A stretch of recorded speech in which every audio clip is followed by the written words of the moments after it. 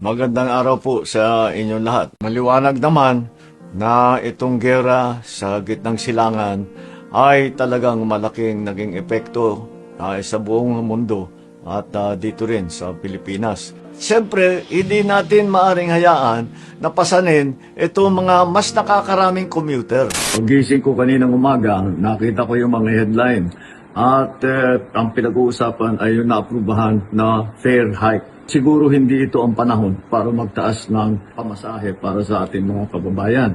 Kaya tinutos ko sa DOTR na suspendihin muna ang fare hike. Ang mga lambas, libreng sakay program natin, nationwide at operational pa rin sa Metro Manila, sa Metro Cebu at sa Metro Davao. Sa LRT2 at MRT3 naman ay may 50% na diskwento simula March 23. Yung Blue Beep cards na may 50% discount. Habang ang White Beep card ay patuloy ang 50% discount para sa mga PWD, senior at estudyante. Ang pag-release naman ng mga iba pang mga pondo para sa mga cash relief at subsidies ay patuloy sa iba't ibang mga ahensya. Fuel subsidies sa DOTR ay nai-release na. Halos 100,000 na tricycle driver ang nabigyan ng Marso ng Abente, pati na rin ang nationwide rollout para sa ibang transportation sector workers na magsisimula sa April 6. Naintindihan natin ang sigaw ng mga nagpoprotesta na kababayan nating nasa sektor na ito. Pero gusto kong ulitin sa inyo, hindi kayo maiiwanan, hindi kayo pababayaan ng pamahalaan.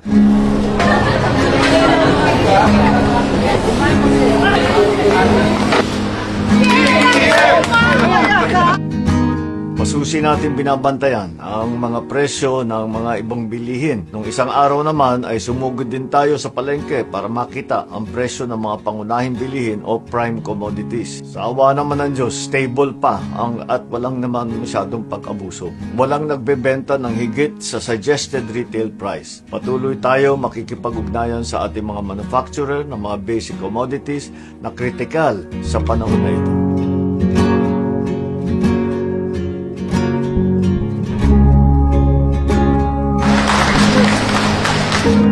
Sa bigas naman, ongoing pa rin ang 20 peso rise sa 177 na LGU at pararamihin pa natin yan. Napapag-usapan din ang paglalagay ng price cap muna sa bigas. Abagan po natin ito. So sa bigas, wala tayong problema, sapat ang supply at nakokontrol pa natin ang presyo. Fuel subsidies din ang nag-aabang para sa mga magsasaka at mangingisda. Ongoing na talaga yung mga programang yan. Pero nagpatagdag pa tayo ng 50 million sa mga regional field offices. Ang presyo naman ng fertilizer, ibang usapan po yan dahil petroleum product yan. Nakikipag-usap na tayo sa iba't ibang fertilizer producing countries. Okay pa tayo sa Abril, pero pinaghahandaan na natin ang May to June.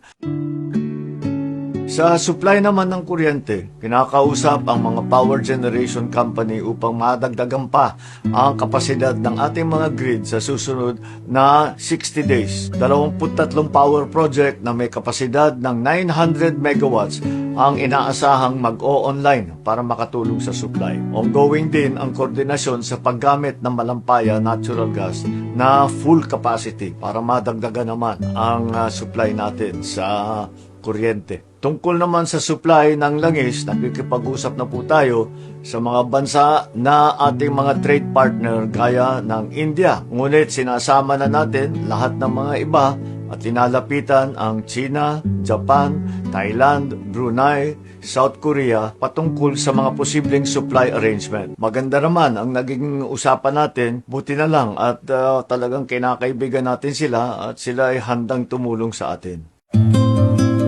At hindi po natin kinakalimutan ang mga ating kababayan na nandoon sa mga alanganing lugar sa Middle East. Tuloy-tuloy naman ang pagdating ng ating mga kababayan mula sa gitnang silangan. Mahigit 1,400 overseas Filipino workers at 334 dependents na ang nakauwi mula noong 5 ng Marso hanggang March 17. Yung pangatlong government chartered flight naman ay dumating dito noong March 18 na may sakay na 153 OFW, 114 dependent at saka 50 stranded na Pilipino. Sa mga susunod na araw ay mas marami pa ang pararatingin natin. Ay marami sa kanila ay uuwi sa Visayas at Mindanao, kaya tiniyak naman natin na makakapag-hotel muna sila at binubuk natin sila sa mga flight na papunta sa kanilang mga probinsya. Tinitiyak natin na naaalagaan sila ng mga.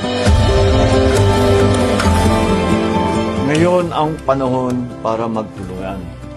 Ngayon ang panahon para maipakita natin sa buong mundo ang katangian ng bayanihan na nasa puso ng bawat Pilipino. Bawat isa sa atin ay may magagawa namang paraan para makatulong. Magtitipid man, magtulong sa kapwa, o kahit sa pamamahagi ng tamang impormasyon at hindi pagkakalat ng fake news. Huwag naman sana tayong magdagdag pa sa problema. Lahat tayo ay kailangan magtulungan. Alalahanin natin ang pagmamahal natin sa ating mga kababayan. Huwag natin kakalimutan na kapag pinabayaan natin ang isa sa atin, napabayaan na natin ang buong bansa. Asahan naman ninyo na nandito lang ang pamahalaan bilang inyong takbuhan at sandalan. Maraming salamat po. Magandang araw po sa inyo.